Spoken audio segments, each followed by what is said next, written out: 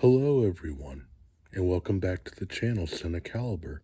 I wanted to wish everyone on this video a happy May the 4th. This will be my May the 4th video for the year of 2025, and being that it is the 20th anniversary of the Star Wars film Revenge of the Sith, I figured I would do a review of that film for this year, for this May the 4th celebration.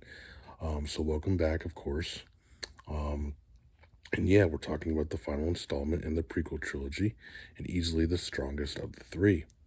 I'm going to start first with a plot summary of that film. So the film itself follows Jedi Knight Anakin Skywalker as the Clone Wars near the end. While Obi-Wan hunts down General Grievous, Anakin gets closer to Chancellor Palpatine, who secretly the Sith Lord Darth Sidious. As Palpatine manipulates Anakin with promises of power and saving Padme, Anakin ultimately falls to the dark side, becoming Darth Vader. Meanwhile, the Republic collapses into the Empire, and the Jedi Order is betrayed from within. So we're going to talk first, guys. Well, what was a hit with this film? The good. The biggest thing that I loved about this film was the emotional core of this film is the relationship between Anakin and Obi-Wan. You really feel their bond in this film. And it all kind of accumulates into that final battle on Mustafar when it all falls apart. It's really intense. Seeing these two former brothers become enemies, it's like genuinely heartbreaking, and it's one of the best emotional payoffs in the entire prequel trilogy. Another big spotlight I liked in this film was just the overall inclusion of Emperor Palpatine. He gets a big spotlight in this film. So basically, he's been pulling the strings here for the last two movies, but here we get to see just how powerful and also how manipulative he really is. Ian McDiarmid delivers a top-tier villain performance in this film, going full evil without being too cartoonish.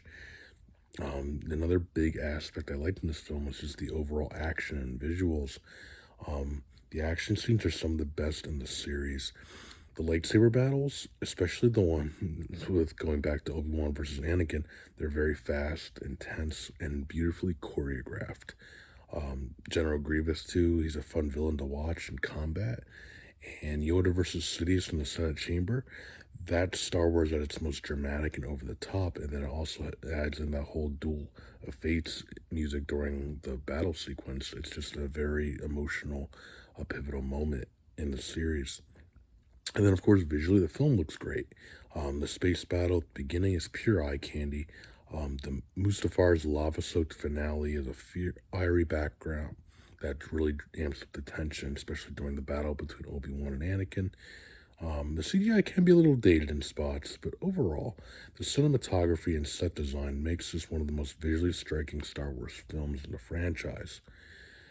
And then finally, another big thing that I liked was that really got to me was just that Order 66 sequence.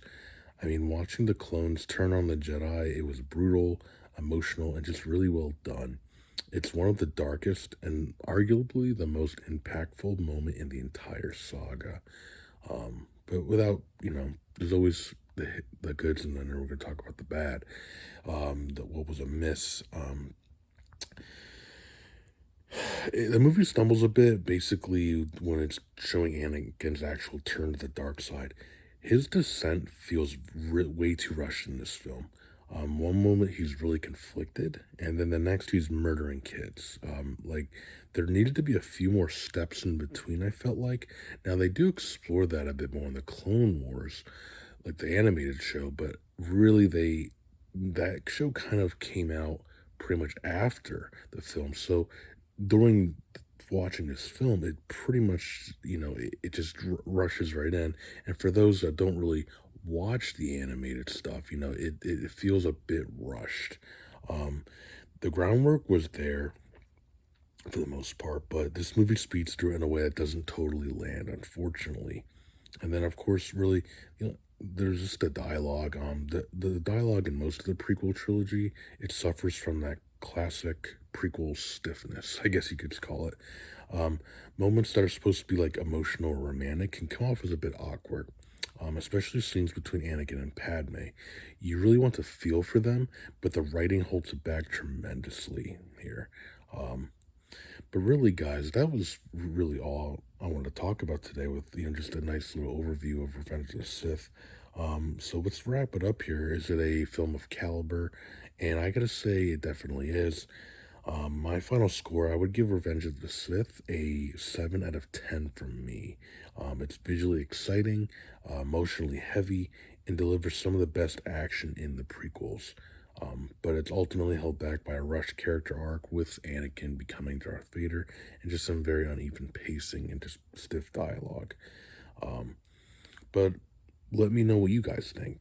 Does Revenge of the Sith hold up for you? Drop your thoughts in the comments, and don't forget to like, subscribe, and hit that notification bell for more reviews. I'll see you guys in the next one. Happy May the 4th, and this is Jake from CINECALIBER.